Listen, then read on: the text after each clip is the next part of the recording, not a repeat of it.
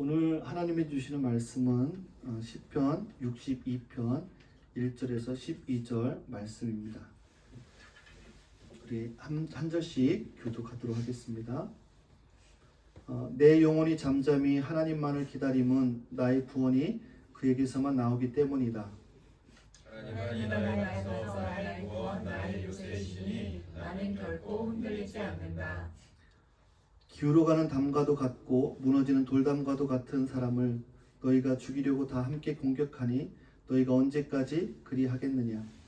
너희가 그를 그 높은 자리에서 떨어뜨릴 궁리만 하고 거짓말만 즐겨하니 입으로는 축복하지만 마음속으로는 저주를 퍼붓는구나. 내 영혼아 잠잠히 하나님만 기다려라. 내 희망은 오직 하나님에게만 있다. 하나님만이 나의 반석, 나의 구원, 나의 요새이시니 나는 흔들리지 않는다. 내 구원과 영광이 하나님께 있다. 하나님은 내 견고한 바위이시오 나의 피난처이시다. 하나님만이 우리의 피난처이시니 백성아 언제든지 그만에 의지하고 그에게 너희의 속마음을 털어놓아라.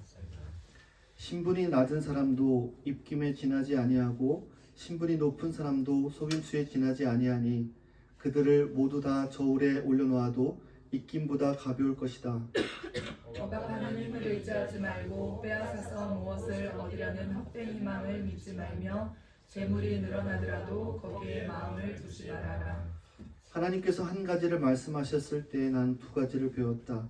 권세는 하나님의 것이요 한결같은 사람도 주님의 것이다 라는 사실을 주님께서는 각 사람에게 그가 행한 대로 갚아주십니다. 아멘.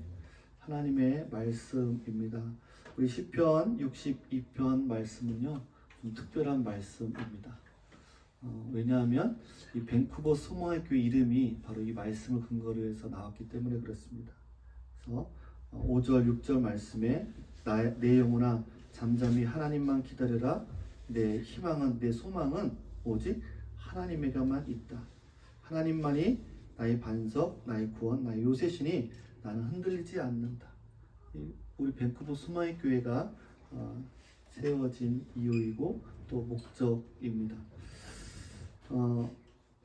오늘 말씀의 그 앞에 보면 표제가 있어요. 표제가 뭐라고 되어 있냐면 여러분 성경책에 갖고 오셔서 한번 보시고 뭐라고 써 있냐면 지휘자를 따라 여두둔에 맞추어 부르는 노래 다윗의 시라고 기록이 되어 있습니다. 사실 이 62편 말씀의 배경은 다윗이 언제 기록이 되었다 했다 뭐 그런 내용들은 나와 있지 않지만 61편, 62편 말씀을 통해서 이 말씀이 언제쯤 기록되었을 것이다 라고 추측을 이 배경을 연구하시는 분들이 이야기를 합니다.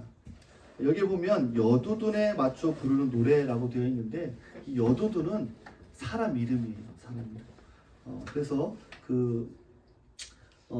역대상에 보면 이름이 나오는데 한번 볼까요? 역대상 한번 같이 읽어보겠습니다.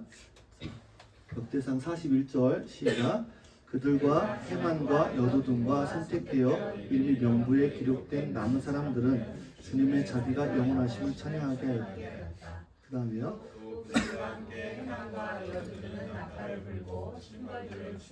하나님을 찬양하는 악기를 우렁차게 연주하고 그리고 여두둔의 아들은 문지기로 세웠다. 그런 다음에 온 백성이 각각 자기의 집으로 돌아갔고 다윗도 자기의 집안 식구들에게 복을 빌어주려고 왕궁으로 돌아갔다. 여두둔이라는 사람은 찬양하는 사람이었던 것 같아요. 성가대를 지휘하고 찬양했던. 그래서 이 사람이 지휘하는 대로 맞춰서 부르던 노래라는 거예요. 그러니까 다시 말하면 다윗이 쓴 시에 아마 곡을 붙여서 찬양을 했던 것 같아요. 그런데 오늘 읽었던 이 43절 말씀에 보면 이게 예배를 드리고 나서 이 다윗이 43절 한번 보여주실래요? 네. 그런 다음에 예배를 드리고 나서 어떻게 했느냐? 온 백성이 각각 자기의 집으로 돌아갔고 다윗도 자기 집안 식구들에게 복을 빌어주려고 왕궁으로 돌아갔다라고 말씀하고 있어요. 예배를 드린 후에 그 감격과 하나님의 그 말씀의 은혜를 혼자만 그냥 교회 안에서만이 아니라 어디로 갖고 가요?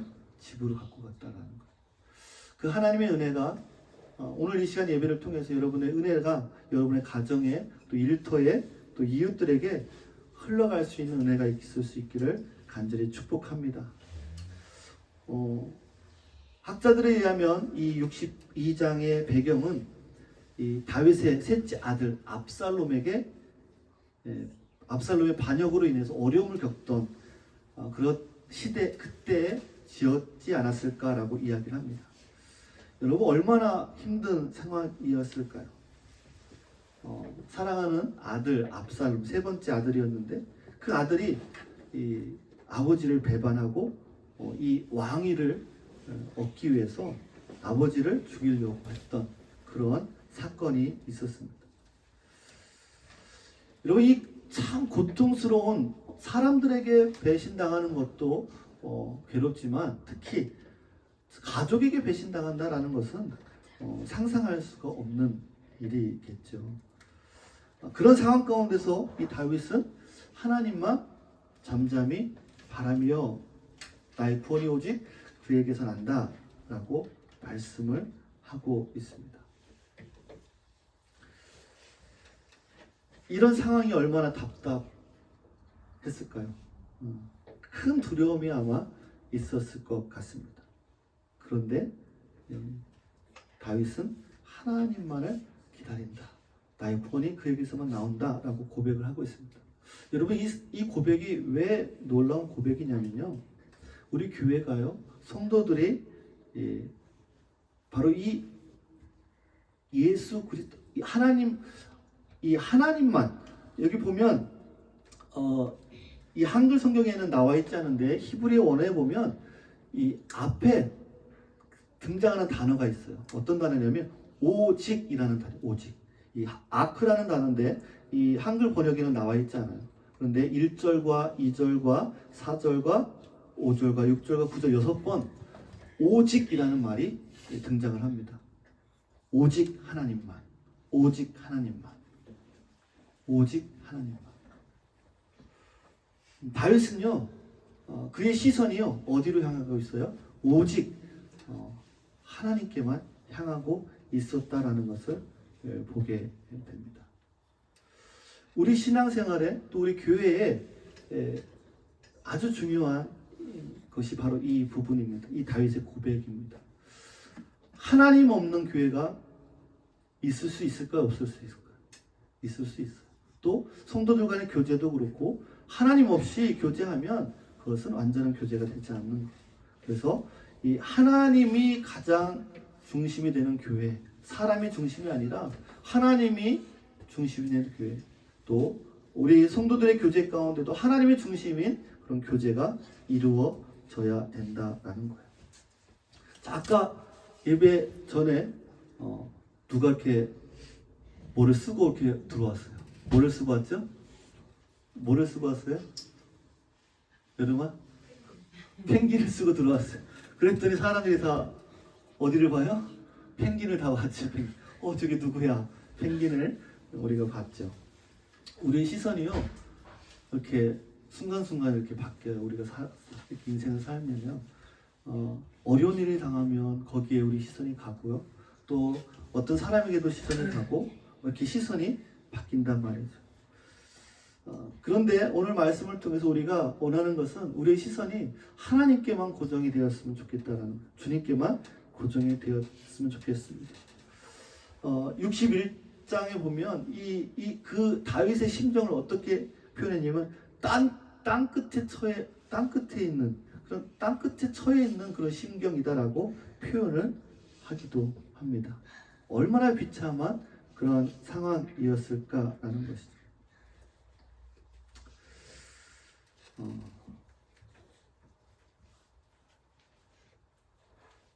본문에서 다윗이 하나님을 이렇게 신뢰하는 모습을 보면 정말 대단한 것 같아요. 우리도 그렇게 했으면 좋겠다라는 마음이 듭니다. 예레미야서 애가 3장 26절에 보면 사람이 여호와의 구원을 바라고 잠잠히 기다림이 좋다라고 말씀하고 있어요. 잠잠히 하나님만 기다린다. 잠잠히 하나님만 기다린다. 정말 내 인생의 위기 속에서 진짜 성도인지 아닌지를 이 위기의 순간을 통해서 우리가 보게 됩니다. 어떻게 해요? 하나님만 잠잠히 바라보는가, 또 그렇지 못하는가에 따라서 진짜 하나님만 내가 바라보고 있는지, 진짜 성도인지를 분별할 수 있게 되는 거예요. 성경에도 보면 대표적인 인물 중에 정말 하나님만 바라봤던 사람이 있고, 하나님을 바라보지 못해서 실패한 인물이 등장을 합니다. 첫 번째로 정말 하나님을 잠잠히 바라봤던 인물이 하나 있어요. 자, 우리 아이들 여러분들 배웠을 텐데, 이스라엘 백성들을 애굽 땅에서 인도해낸 사람이 누구예요? 네, 모세. 자, 우리 아이들 한번 따라서 해볼까요? 모세. 네, 모세. 모세가 바로 하나님을 잠잠히 바라봤던 인물이었어요. 여러분, 모세가 이스라엘 백성들을 이끌고 광야로 나갔는데 뭐를 만났죠? 엄청난 뭐를 만났어요? 네, 홍해를 만났어요. 근데 뒤에는 누가 따라와요? 애굽 군대가 따라오고 있었어요. 앞으로 갈 수도 없고 뒤로 갈 수도 없는 상황이었어요. 정말 꼼짝없이 죽을 수밖에 없는 상황이었어요. 그때서 백성들은 요동하기 시작했죠. 막 모세를 욕하죠. 우리가 지금 죽을 데가 없어서 여기 와서 죽게 하느냐, 광야에서 죽게 하느냐, 막 원망을 합니다. 네 탓 내 탓 하고 막 하는 거죠. 하나님이 이 백성들의 소리를 듣고 말씀합니다. 출애굽기 14장 13절에 뭐라고 하냐면, 너희는 두려워 말고 가만히 서서 여호와께서 오늘날 너희를 위하여 행하시는 구원을 보라 라고 말씀하셨어요. 불안에 떨지 말고 하나님이 구원을 행하시는 것을 기다리라라는 거예요. 모세는요, 하나님의 이 절대적인 믿음을 가졌던 사람입니다. 근데 처음부터 그러진 않았어요. 10가지 재앙을 통해서 이스라엘 가운데 하나님이 역사하신 것들을 보고 정말 하나님이 살아계심을 그가 믿게 된 것이죠. 그래서 가만히 서서 하나님의 구원의 역사를 백성들에게 보라고 담대히 하나님의 말씀을 선포할 수 있었던 것을 보게 됩니다. 그런데요, 이 모세와 다르게 하나님께 온전히 시선을 두지 못한 사람이 있어요. 자, 이스라엘의 첫 번째 왕이 누군지 아는 사람? 이스라엘 첫 번째 왕. 봄이 알아요? 이스라엘 첫 번째 왕이 누구야? 누굴까? 첫 글자만 알려줄게. 사자로 시작해. 이랑이 알아요? 몰라요? 이름이는? 자, 알려줄게요. 이름이 뭐예요? 사울. 따라서 볼까요, 우리 아이들? 사울. 네, 사울이 이스라엘 첫 번째 왕이었어요. 그런데 이 왕이요, 이사야 30장 15절에 보니까 전쟁이 막 일어났는데, 이 사무엘이 블레셋과의 전쟁을 앞두고 있는 사울에게 예배를 드리겠다라고 얘기를 했어요. 그래서 전쟁하기 전에 예배를 드리겠다고 얘기했는데, 약속된 시간이 됐는데도 이 사무엘이 오지 않는 거예요. 그러니까 군사들이 얼마나 초조하겠어요. 이제 적군들이 앞에 있는데 빨리 예배를 드리고 우리가 싸워서 이겨야 되는데 사무엘은 오지 않고 두려움이 들어오기 시작했어요. 그래서 병사들이 도망가는 사람들이 생기고, 그러니까 사울이 마음에 다급해졌어요. 그래서 그 마음에 이거 군사들이 다 도망가고 우리가 전쟁에 지면 어떻게 하면서 그가 사무엘을 기다리지 못하고 어떻게 해요? 대신 본인이 예배를 드리고 맙니다. 잠잠히 하나님을 기다리지 못하고 그가 먼저 예배를 드리는 것을 보게 됩니다. 그래서 결국 하나님을 신뢰하지 못했던 사울은요, 불신앙으로 인해서 하나님께로부터 버림을 받게 되었던 것을 보게 됩니다. 여러분 중에도 솔직히 지금 참 어려운 그런 처지에 있는데 잠잠히 하나님만 기다려지지 않는 분들도 있을 거예요. 마음은 요동치고 두렵고 기도하려고 해도 기도도 안 되고 눈물만 나고 이런 분들이 있을 거예요. 그런데 그런 것 때문에 여러분 죄책감을 갖지 않기를 바랍니다. 하나님은 오늘 이 말씀을 통해서 우리에게 죄책감을 주시려고 하는 것이 아니에요. 오늘 하나님이 우리에게 이 주신 말씀은요, 다윗처럼 어떤 일이 있더라도 어떤 어려운 순간에 있을지라도 잠잠히 하나님을 기다리는 믿음을 저와 여러분도 가질 수 있다라는 거예요. 믿음으로 우리도 설 수 있다라고 주님은 우리에게 말씀해 주고 있는 거예요. 나는 도저히 그런 믿음을 가질 수 있는 사람이 될 수 있을까? 내 현재 상황을 보면 상상이 안 될 수도 있죠. 내가 정말 이 다윗처럼 어떤 상황 가운데서도 이런 고백을 할 수 있는 믿음의 사람이 될 수 있을까? 내가 나 자신을 믿을 수 없는 경우도 있죠. 다윗도 처음부터 이렇게 믿음의 사람은 아니었어요. 본문을 읽어보면 다윗도 굉장히 많은 실패를 했던 사람이었어요. 사람을 믿었고요. 자기의 왕의 권세를 믿었고 도를 믿었던 사람이었어요. 그것 때문에 얼마나 많은 고통을 당했는지 오늘 말씀에 기록을 하고 있는 거예요. 기울어가는 담과 같고 무너지는 돌다와 같은 사람을 너희가 죽이려고 다 함께 공격하라. 믿었던 부하들, 정말 자기에게 충성했던 부하들, 아들이 자신을 배반하고 또 입으로는 나를 축복해주고 나를 막 위해주는 것 같지만 속으로는 저주를 퍼붓는 사람들, 배신당하는 사람들, 나를 배신하는 사람들을 경험하게 됩니다. 얼마나 어려움들을 겪었겠습니까? 권력, 10절에도 보면 권력이 나오죠. 억압하는 힘을 의지하지 말고 이게 다윗이 경험했던 내용을 말씀해 주는 거예요. 무엇을 얻으려는 헛된 희망을 믿지 말고 재물이 늘어나도 거기에 마음을 두지 말라라고 합니다. 그러면서 다윗이 결론을 내리죠. 11절, 12절 말씀이에요. 하나님께서 한 가지를 말씀하셨을 때 난 두 가지를 배웠다. 권세는 하나님의 것이요 한결같은 사랑도 주님의 것이라는 사실을 주님께서는 각 사람에게 그가 행한 대로 갚아 주신다라고 말씀합니다. 우리가 정말 하나님을 믿는다면 우리의 시선을 하나님께로 향해야 합니다.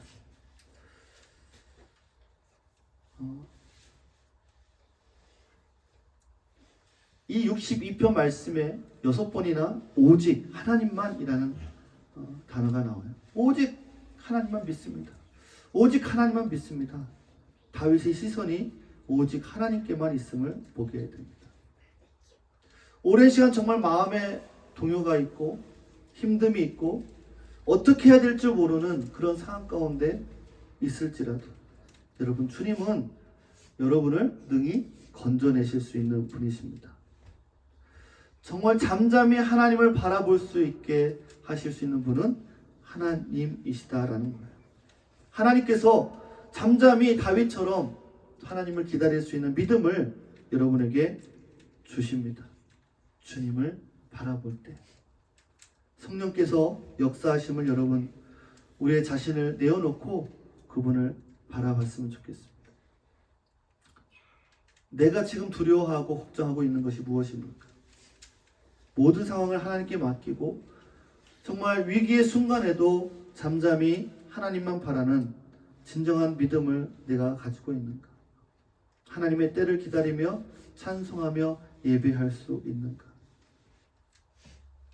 오직 주님을 바라봄으로 우리는 그 자리에 나갈 수 있다라는 것입니다. 시편 37편 7절에도 이렇게 말씀하고 있어요. 여호와 앞에 잠잠하고 참고 기다리라. 자기 길이 형통하며 악한 꾀를 이루는 자 때문에 불평하지 말지어다 라고 말씀하고 있어요. 나는 지금 너무 힘든데 저 사람은 너무 잘 되는 것 같아. 그런 것들 때문에 불평하지 말라라는 거예요. 지금 환난과 역경의 거센 바람 앞에서도 조금도 흔들리지 않는 소망의 사람이 되기를 하나님은 원하시는 거예요. 그렇게 될 수 있도록 하나님이 도와주실 줄 믿습니다. 그래서 여러분들을 통해서 여러분의 가정 가운데, 여러분의 이웃 가운데, 여러분의 만나는 사람들에게 선한 영향력을 끼칠 수 있는 주님의 사람들이 될 수 있기를 간절히 축복합니다. 우리 시간 같이 한번 기도하도록 하겠습니다.